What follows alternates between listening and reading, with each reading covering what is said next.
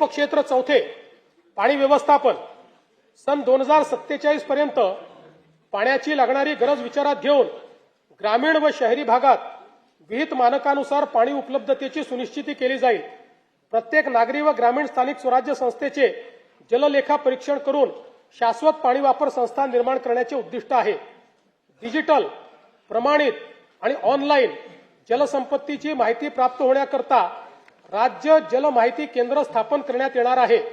या केंद्राची इमारत नाशिक येथे प्रस्तावित असून या केंद्रासाठी एकूण 71 कोटी 20 लक्ष रुपये इतका खर्च अपेक्षित आहे।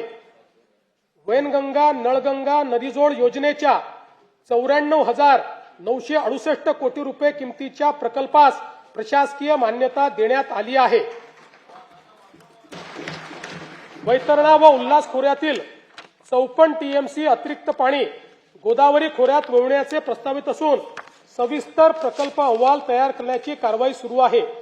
दमणगंगा वैतरणा गोदावरी नदीजोड प्रकल्पाच्या 13,497 कोटी रुपये किमतीच्या कामास प्रशासकीय मान्यता देण्यात आली आहे। नार पार गिरणा नदीजोड प्रकल्पाच्या 7,465 कोटी रुपये किमतीच्या कामास प्रशासकीय मान्यता देण्यात आली आहे। दमणगंगा एकदरे गोदावरी नदीजोड प्रकल्पाच्या एकूण 2,213 कोटी रुपयाच्या कामास मान्यता देण्यात आली आहे। बारामती व पुरंदर तालुक्यातील अवर्षण प्रवण भागातील क्षेत्रास पिण्यासाठी व सिंचनासाठी पाणी उपलब्ध करून देण्याकरता नीरा करहा नदीजोड प्रकल्प राबविण्यात येईल।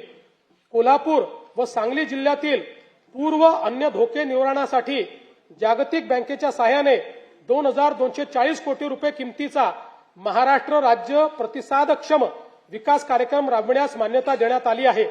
या अंतर्गत कृष्णा खोऱ्यातले पुराचे पाणी भीमा खोऱ्यातील पश्चिम महाराष्ट्र व मराठवाड्यातील दुष्काळग्रस्त भागाकडे वळविण्याच्या कामाचा समावेश करण्यात आला आहे।